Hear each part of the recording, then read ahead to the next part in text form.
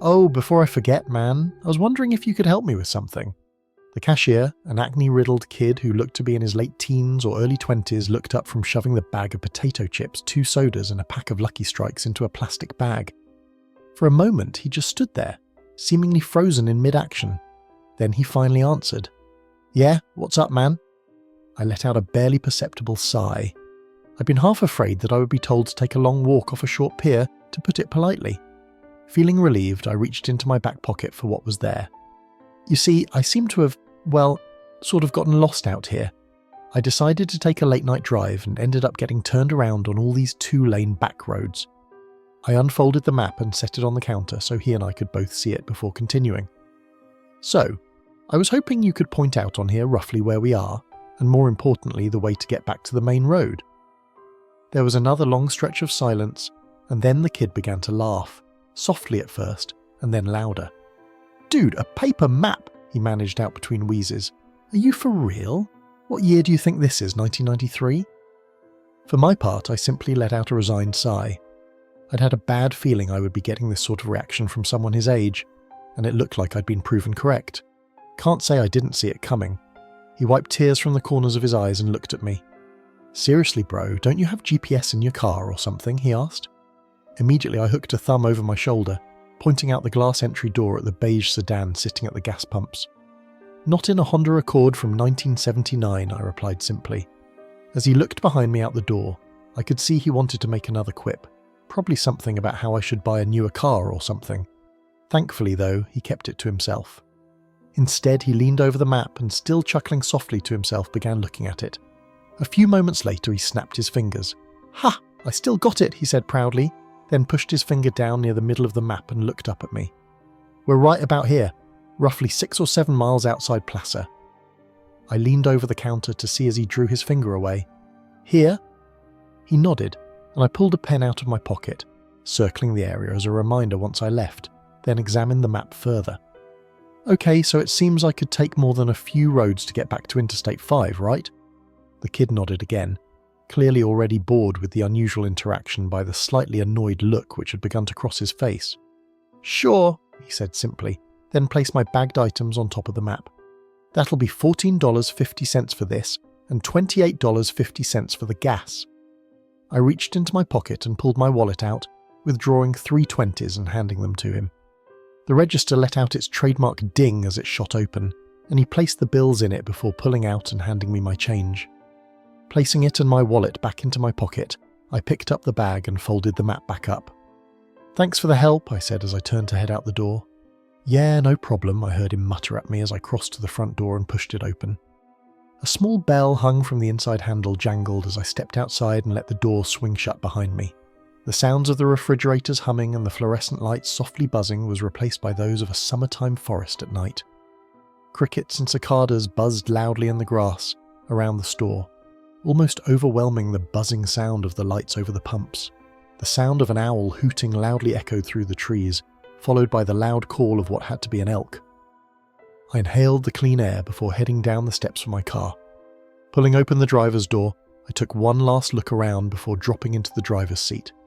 "So, did you find out where we are?" asked a voice from the passenger seat. For a split second, a wave of confusion and panic swept over me, and I spun in my seat.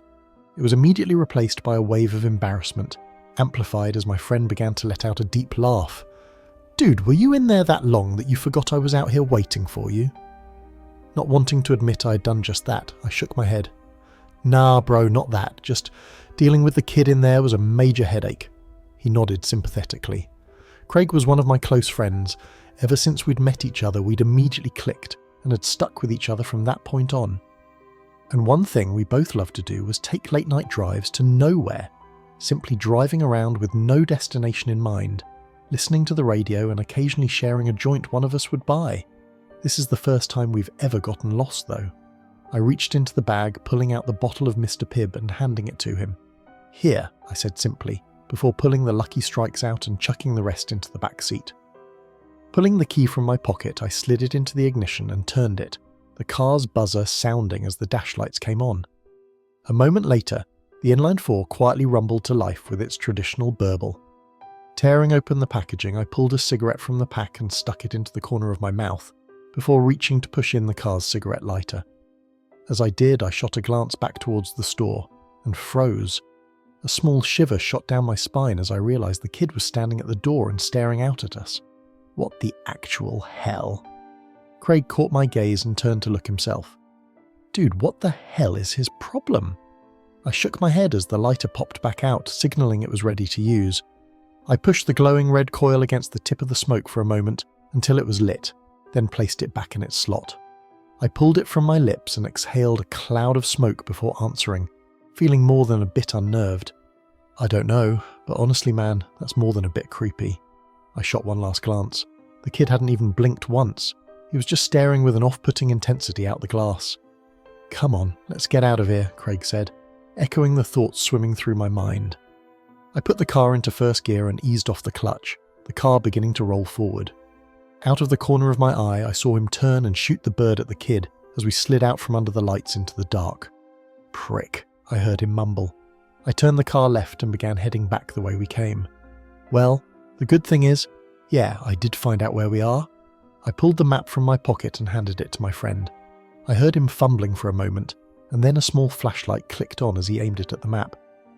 Dude, how did we make it almost as far east as Placer? He asked with a slightly astonished tone. Longer drive than normal, I guess, I answered, rolling down my window to flick the ashes from my smoke out. I shot a glance at the analog clock on the dashboard. 2:45 it read. I let out a small sigh. Great. Vanessa is likely worrying up a storm about us right now, me especially. Ever since we'd started dating 5 years ago, my girlfriend had always been rather apprehensive about my habit of taking long late-night drives when I couldn't sleep. She always feared I'd get into an accident, either with another car, wrap my Honda around a tree, or hit an animal. Most of the time I'd come home to find her sitting up waiting for me, worry clearly etched into her beautiful sapphire eyes. I bit my lip slightly. Hey, you think I should text Vanessa and let her know we're okay? I asked Craig. I heard him let out a snort. Honestly, bro, no. I know the woman loves you to death, and I'm happy she cares so much, but she's got to learn you know what you're doing. Plus, you two need your space. It's not healthy how much time you two spend together. I flicked the remnants of the cigarette out the window and let out a snort of my own. It's called being in love, dude. You should try it sometime, I joked, causing him to let out a laugh.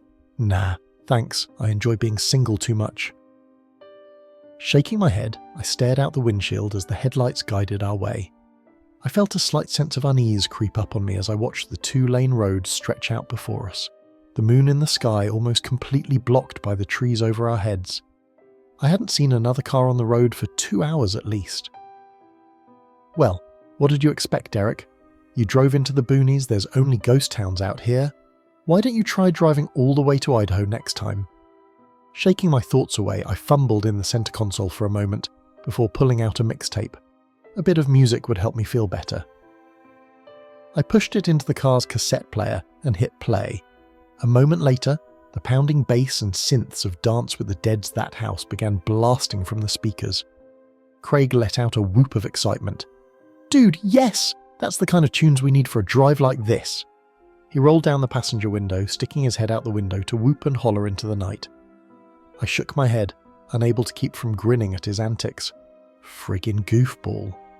The playful mood helped settle my mind, and I felt myself relax into the seat, the tension flowing out of my body and out the window. For a few minutes, that's how things went. The road stretching out ahead of us and then disappearing into the blackness behind us, the music blasting out from the radio and the soft roar of the engine in the background. I shot another look at the backlit clock.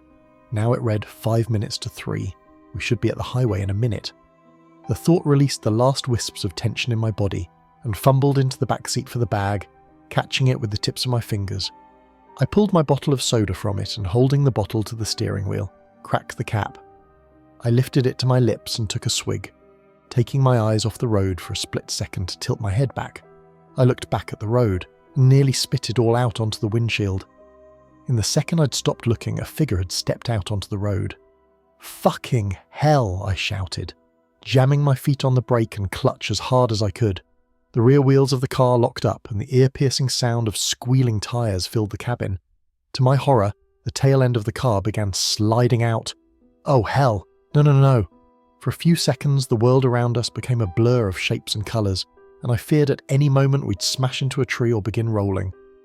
Thankfully, the car finally came to a stop with a screech of protest from the suspension. We were facing back the way we'd come. I could tell from the black lines on the road which had once been the rubber of my tyres. I gripped the steering wheel with almost a death grip, my heart furiously pounding in my chest. My breaths came in short, ragged gasps. There was no movement in the car for a few seconds before Craig reached forward and snapped the music off. "Dude, what the fuck?" he shouted at me, his face looking as pale as mine must be. I didn't say a word to him. Instead, I pulled up on the handbrake, ripped off my seatbelt and practically kicked the door open. Stepping out onto the pavement, I stepped to the front of the car on unsteady legs until I was squarely in between the headlight beams. I looked around, first at the road ahead, then at the forest on either side. There was nothing there. What the... I turned and looked behind me, over the roof of the car. The red glow of the taillights illuminated a few feet ahead, but beyond that, nothing but blackness. I turned again, looking out at the darkness beyond the branches. No movement disturbed the bushes and branches, and aside from the quiet hum of the car's engine, it was silent. I shook my head. Did I just imagine things? I shook it again. No, I know for a fact I didn't hallucinate. There was someone there. The sound of the car door opening made me turn, seeing Craig step out of the car. Leaving the door open, he immediately came over to me. "You have exactly 20 seconds to explain to me what the hell just happened before I lose it, bro," he exclaimed.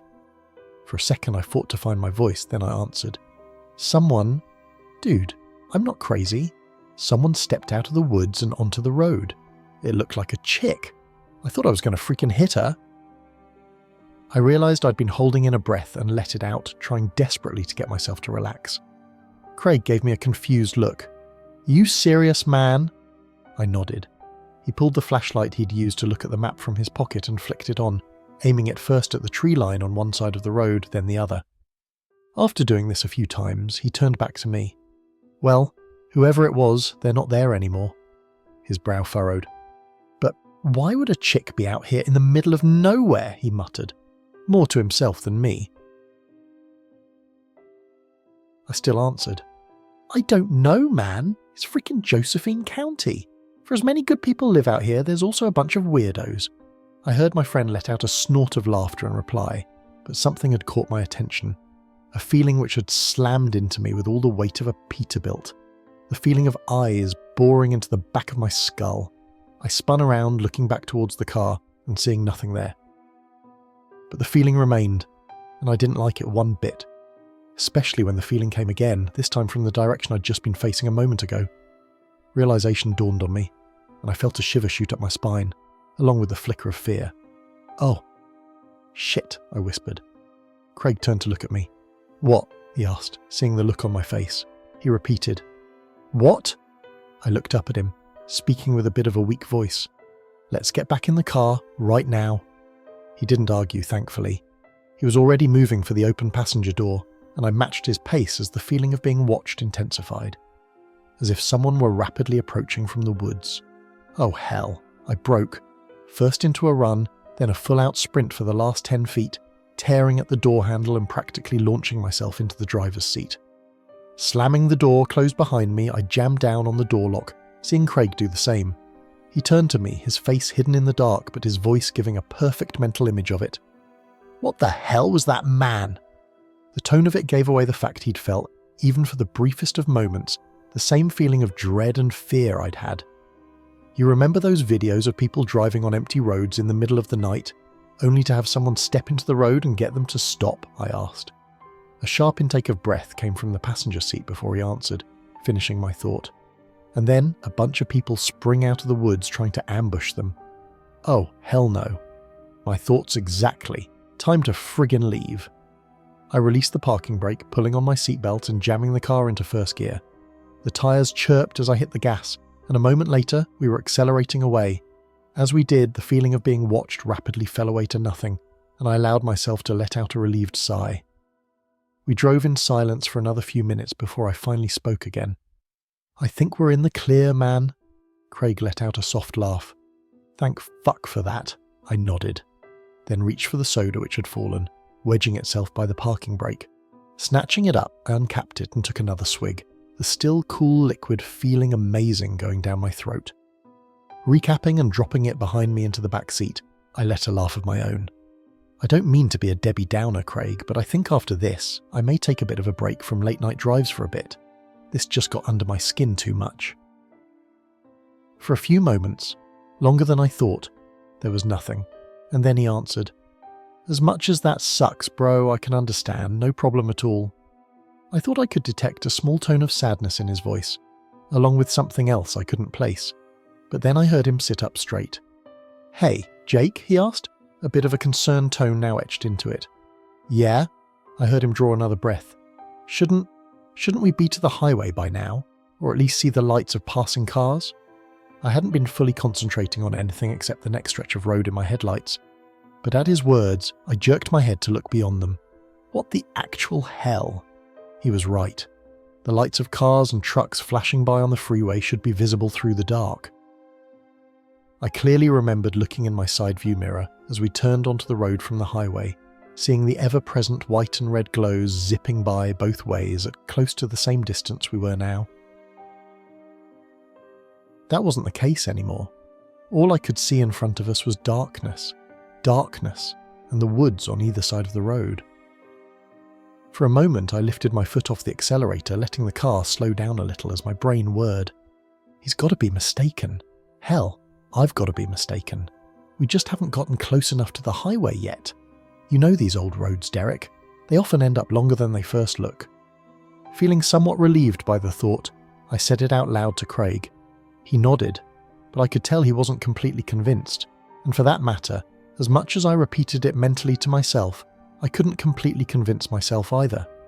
It was as if seeing the woman step in the road had shaken me more than I'd first thought. Pushing back down on the gas, I shifted into fourth gear and watched the speedometer flirt with 55 miles an hour. For a few minutes more, neither one of us saw anything as we drove in silence. And then, Craig let out a cry. "There! A light!" For a moment, a surge of hope welled up inside me, and I craned over the steering wheel, looking to see the highway. It was dashed as I saw it was only a streetlight, standing solitary guard on the side of the road like a sentry.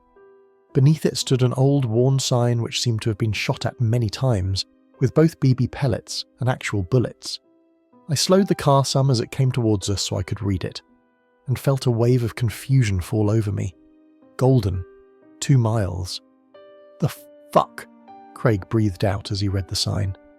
It passed by us, the streetlight momentarily bathing the interior of the car in light and showing the confused, worried look on his face. How the hell did we end up by Golden? Golden is a ghost town, one which attracts visitors every year to check out the standing buildings. It was a mining town which had a population of a few hundred people, but once the prospects dried up in the early to mid-20th century, it became the ghost town it is today. Its biggest claim to fame nowadays was being featured on Ghost Adventures a few years back. Craig repeated his question, but I wasn't able to answer him. My thoughts were racing inside my head. There's no freaking way. Golden is miles to the north of Placer. There are no roads connecting the two areas from what I saw on the map. Not to mention, we've been driving in a straight line since leaving the gas station. "I honestly don't know, man," I finally answered, my voice conveying how rattled I truly was. In the car's dark interior, I saw him put his head in his hands. I fumbled for my pack of cigarettes, pulling another out with slightly unsteady fingers and pushing in the cigarette lighter. A moment later, the turn-off for the ghost town flashed by on the right. I saw the dark, hulking shape of the church's spire rising out of the dark for a moment. Then it was behind us. The lighter popped out and I pressed it to the smoke, lighting it and putting it back. I decided I needed to try and calm the rising tension that was filling the car's interior. "Look, however we ended up here, man, the fact is, we can't be far now from the highway. So let's just keep our wits about us, keep calm, and when we get back to my place, you, me and Vanessa can have a good laugh over this. Sound good?" I heard my friend take a deep breath, then let it out in a whoosh. "Okay, yeah, that sounds like a plan." He let out a soft laugh, and I felt him pat my shoulder. "Thanks, Derek. You're seriously a good friend. Glad I've got you." I nodded, then realised he may not be able to see it in the dark. "No problem, man," I said. I looked at the clock. 3 a.m. Only 5 minutes had passed since I'd last looked at it, and yet it felt more like it'd been 30. Time seems different when you're stressed. For a few minutes there was only darkness, and then a light appeared in the distance. "Ha! There we go!" I exclaimed. I waited to see the sign for the on-ramp appear, and felt a shiver shoot up my spine as the sign for Golden flew by again. "That's... what?" Craig didn't say anything, but I felt him stiffen in the passenger seat, showing he'd seen it as well. As the streetlight and sign disappeared behind us, a feeling began to creep up on me. Another shiver shot up my spine as I realised that it was the same feeling I'd had when we'd gotten out of the car. The feeling of eyes on me. My eyes shifted to the blur of trees on either side of the car, but I saw no one out there. The turn-off for the ghost town approached again. I heard Craig let out another deep breath. "Derek, pull over please," he said simply. His voice was shaking, and as much as I didn't want to stop, I did as he asked, pulling over just before the turn-off. He ripped his seatbelt off, shoving the door open and stepping out. I watched him stride to the front of the car and stand there for a minute. He seemed to start shaking a bit, and I realised just how much this was getting to him. I unbuckled my seatbelt and reached for the door handle when I glanced at the clock, and froze. The clock was still showing 3 a.m. The hands hadn't moved at all. A feeling of shock washed over me like a wave as I tapped it with my fingers to see if it was merely stuck, but it refused to begin moving again. "Okay, what the actual fuck is going on?" I whispered to myself. I reached into my pocket, fishing out my phone and turning on the screen. Like the clock, it too showed the time as 3 a.m. The feeling of being watched began to intensify, and I glanced at Craig standing in the dark before looking down, beginning to type a text out to Vanessa. "Hey, baby girl, just wanted to let you know that Craig and I are okay. We're trying to get back to the highway, but have gotten a bit turned around out here. Do me a favour, and if I don't text you again in 15 minutes, text me back, okay? I love you." I replaced the phone in my pocket. I knew I should have been more honest, but I was beginning to feel a little freaked out about the weird situation. I didn't want to worry her any more than necessary, as it would make me start to freak out worse. Pushing open the door, I got out and walked around, stopping near the front right headlight. "Dude, you alright?" I asked him after a moment. He didn't answer, but happily, he seemed to have stopped shaking. I repeated my question. When he didn't answer my second and third calls, I began to feel a new sensation creep up on me, a potent mixture of dread and fear. "Craig, dude, you're creeping me the fuck out. Please say something." He finally turned to look at me, and in the semi-glow of the headlights I saw his face had gone a bit pale. He raised a finger and pointed, saying only a single word. "Look." My eyes followed where he had gestured, and I began to feel like someone had dumped a bucket of ice water over my head. The cigarette dangling from my lips fell from my mouth to the ground. Standing about 50 feet away, just inside the tree line, was a figure. It was drenched in gloom, but with a gasp I realised it was the same woman who'd nearly caused me to wreck. Oh, fuck me sideways, man. I swallowed, finding my voice. We should get back in the car, Craig." He nodded almost immediately. "I think you might be right," he answered, his voice wavering. Not taking our eyes off the figure, we slowly backed up until we reached our respective doors and climbed in. I didn't even bother pulling my seatbelt on. I just jammed the gear shifter into first and floored it. Dirt and gravel kicked out behind us, and the car shot forward onto the road. This time, I didn't let up on the gas. I kept my foot hard down, the engine beginning to roar as I shifted into third and fourth. The speedometer reached 60 as I shifted into fifth gear, the feeling of being watched intensifying with each passing second. I prayed that I would see something, anything ahead of us, an intersection, a house, a freaking out-of-use payphone for fuck's sake. And then my blood turned to ice as a light appeared ahead of us, the exact same one as before, with the sign underneath. My eyes flickered to the clock, and terror shot through me as I saw it still was frozen at the same time. "This isn't good, bro," Craig said from the passenger seat. I agreed with him, but didn't say it out loud. I kept my foot to the floor, the speedometer now hitting 80. The turn-off appeared again, and what I saw made me want to scream. The woman had gotten closer to the road, and she wasn't alone anymore.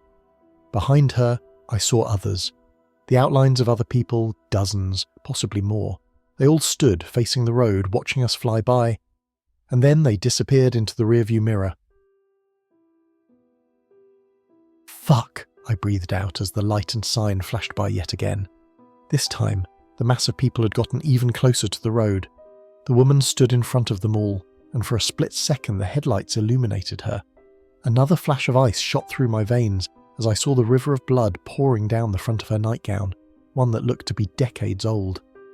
"What the hell do we do?" Craig asked me, his voice steady, yet filled with fear, the same I felt. I just shook my head. "I don't know, man," was all I could say.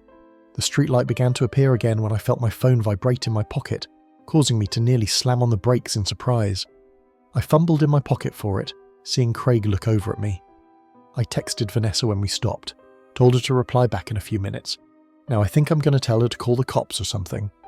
He didn't reply, instead turning to look out the windshield at the approaching light. Flicking my eyes from the phone screen to the road and back, I forced myself to not look at the turnoff as we zoomed past the light. I didn't want to see how close those ghosts, demons, whatever they were, had gotten to the road. I flipped my finger, pushing away the lock screen and tapping on the messenger icon as the light began to appear once more. Vanessa's message automatically opened, and for a moment relief like I'd never felt surged through me at the small bit of normalcy I had in my grasp. I froze. I didn't even look up at the road. I couldn't. My eyes were locked on the single sentence, reading and rereading it. A wave of confusion passed over me. Enough I spoke aloud. "The fuck?" Craig spoke up. "What? What did she say?" I didn't answer him. My mind was racing at 1,000,000 miles an hour, trying to understand. But it was like I was hitting a mental wall. I tried to think of something else as another thought came to me. But again, the same block was coming to me. As it did, a new wave of fear began to rise up in me. One for an entirely new reason than the terrifying loop flying by outside. The speedometer now showed we were doing 90. And then Craig spoke. "Can I ask you a question, man?" Ice filled every vein in my body. Not at his question, but at his voice. It was different. Gone was the fear and tension he'd had not even a minute ago. Now he just sounded flat. No, not flat. I couldn't tell why, but the way his tone was, it almost made me feel like he was smiling. Another shiver cascaded up my spine as I finally forced myself to answer, my mouth dry as cotton. "What?" he answered as we began to fly under the streetlight. "Are you scared?" For whatever reason, the question made me turn to look at him, just as the light whizzed over us. For a split second, the car's interior became illuminated again. My eyes locked with his. The light flew by. The turnoff appeared again, and for a moment my eyes flicked up to see that the woman was right next to the road, bathed completely in the headlights. I finally caught a glimpse of her face, and then I was screaming, my fingers tearing at the door handle as the car swerved to the right. I saw a tree flying towards the windshield. I didn't think. I just forced the door open and leapt out. The ground rapidly flew up to meet me. Darkness. I woke up in a hospital room, a bandage covering my head and one arm in a sling. My chest felt like it was on fire as well. The first thing I saw was Vanessa, who, upon seeing me wake up, burst into tears and wrapped her arm around me. A few moments later, the doctor came in. He told me that I was a lucky man. Apparently I'd gotten away with only a gash in my head requiring staples, severely bruised ribs, and a broken arm. "Shocking for having dove out of a car at what appeared to be tremendous speed," he said, raising an eyebrow. Then he told me the police wanted to speak to me. He showed them in, and 2 officers entered, asking me many questions. I told them exactly what had happened. Well, except for 2 small details anyways. They appeared to take my account seriously and promised to look into it. "We've had some reports similar to yours, sir," one of them answered tentatively. Then they told me how I'd been found. How a father and son who owned a gas station nearby had been out driving and had come across first my destroyed Honda, which had wrapped itself around a tree and then some, and then, lying unconscious in the grassy ditch, me. They didn't say who they'd been, but I had a fair idea who they'd been. At least, the son, anyways. That night was 3 months ago. I've been at home resting and healing this entire time. It's given me plenty of time to think, plenty of time to process. Everything. I try not to think about that night, about any of it. I feel like I'll go insane if I do, especially after the police told me that they found nobody else at the scene of the wreck, only the passenger door hanging open. But I've had to, after receiving an email from an unknown address. One claiming to be the son, the kid I saw in the gas station that night. He told me things that his father told him he'd seen for years, that he didn't believe at all, until that night, when he looked out the door at my car. That's when he'd frantically called his father. As I type this out, I feel myself begin to violently shake, remembering the woman's face, indeed a ghost, as it flashed in the headlights. The look of horror plastered there as she frantically waved at me to get my attention. The same look the others must have had, remembering turning to look at Craig as the light flickered over and seeing the smile on his face. A smile wider than any human being's could possibly be, filled with shark-like teeth as black eyes stared hungrily at me. The same shark-like smile the kid told me he'd been flashed as I'd pulled away. But mostly, I remember the single line of text Vanessa sent me. What caused me to rack my brain trying frantically to recall my friendship with the figure sitting opposite me, and horror filling me as I realised I couldn't think of one single memory. What will keep me from ever taking late-night drives again? The 3 words that will remain burned into my memory forever. Darling. Who's Craig?